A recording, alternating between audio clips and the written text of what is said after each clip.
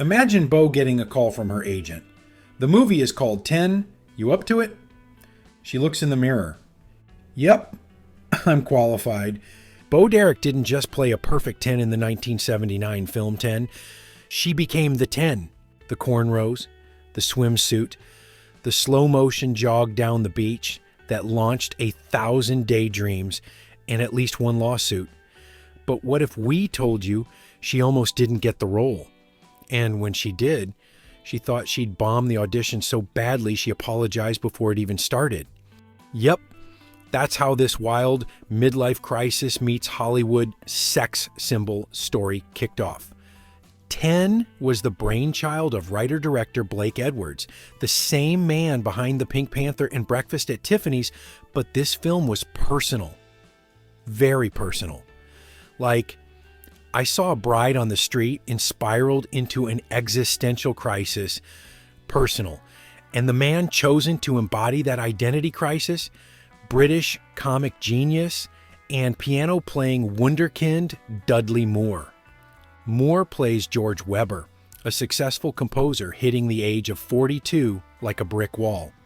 He's rich, famous, living the good life in the Hollywood Hills with a loving partner, played by none other than Julie Andrews, fresh off her sugary image as Mary Poppins. And yet, he's not okay. A surprise birthday party sends him spiraling into a rabbit hole of regret, fantasy, and horniness. And then, bam! At a red light, George spots a stunning bride in a passing car. The kind of beauty that makes men walk into traffic, or in George's case, straight into a cop car. That bride, Jenny Hanley, played by Bo Derek. She becomes the object of George's obsession, an 11 out of 10. Yes, that line was in the movie. Yes, it became a cultural phenomenon. But before Bo Derek was immortalized in that now iconic slow-motion beach run, she was Mary Kathleen Collins, a teenager who dropped out of school to make a little movie called Fantasies. While shooting it in Greece, she fell for the director, John Derek. There was just one little problem. John was married to actress Linda Evans, and, oh yeah, he was 30 years older. Once Linda found out, she packed up, went back to the U.S., and filed for divorce. Meanwhile, John and Bo fled to Germany to dodge statutory rape charges. They returned to the U.S. once Bo turned 18 and married in 1976. It wasn't just tabloid gold, it was the real-life setup to the Hollywood debut of the decade. Now here's the kicker. When Bo auditioned for 10, her very first words to Blake Edwards were, "I'm sorry for wasting your time." Blake and co-producer Tony Adams were sitting there silently praying, "Please let her be able to act." Because they knew, if she could, she wasn't just a 10, she was the 10. And from the first moment she appeared on screen in that bridal gown with Dudley Moore fumbling behind a wall of lilies like an overgrown peeping Tom, audiences were hooked. Bo Derek had arrived, and she didn't need words to do it. In fact, her first line in the film doesn't come until over 90 minutes in. Not that anyone noticed. As the story unfolds, George follows Jenny and her new husband on their honeymoon to a resort in Manzanillo, Mexico. There he performs a heroic rescue, pulling the dozing husband off a runaway surfboard. Naturally, that earns him Jenny's attention, and soon enough they're flirting, sharing joints, and queuing up Maurice Ravel's Bolero, the most expensive mood setter in Hollywood history. That sultry tune became so entwined with Bo Derek's image that she later starred in a film titled Bolero in 1984, capitalizing on the musical connection and sensual branding. But back to that infamous nudity. Bo Derek later said she had no problem being naked on camera. She explained, "I grew up on the beach.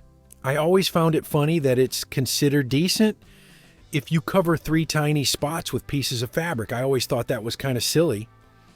Her view was less about sex and more about the absurdity of social rules. Naked wasn't a big deal to her, but the reaction to it? Now that was fascinating. The beach scene alone was shot 3 times. even though Bo thought she nailed it on the first take. Blake Edwards wasn't chasing perfection. He was chasing immortality. And he got it. That moment went viral before viral was even a thing.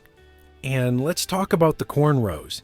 That braided, beaded hairstyle became such a signature look that it led to a courtroom drama. Renee Rogers, an African-American woman working for American Airlines, sued her employer for the right to wear cornrows at work. The airline argued the style was unprofessional. The court countered that it wasn't unique to black culture. Because Bo Derek had worn it in a mainstream movie, yes, a white actress's hairstyle in a romantic comedy ended up in a legal debate over cultural expression. That's how big the 10th Effect was. Now, while Bo became the visual icon of the film, the heart of it remained Dudley Moore's George. Bumbling, brilliant, and barely holding it together. Moore, who actually composed music and played piano in real life, didn't just play a man unraveling, he lived the subtleties of that unraveling with charm and comic timing few could replicate. During filming breaks, he'd sit down at the piano and entertain the crew, because of course he did. Julie Andrews, cast as the patient put upon Samantha Taylor, was the opposite of Bo in every way. Poised, classy, and sensible, her character saw through George's self-absorbed nonsense and still loved him. But even Andrews took a backseat to the tidal wave of Bo Derek publicity that followed. And to make things more ironic, it was Edwards' decision to give Julie's role more screen time that reportedly caused original lead actor George Segal to quit the movie in a huff. Fun fact? Segal still appears in some scenes, specifically the ones set in Mexico. They were never reshot. That's right, parts of the movie show two different actors playing George Weber.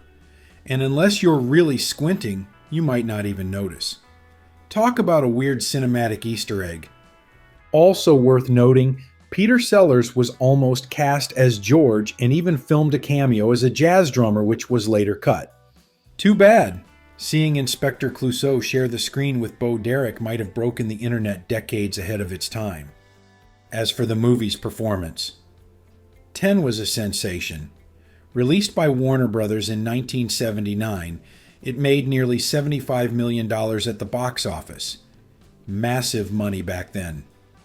Critics were surprised.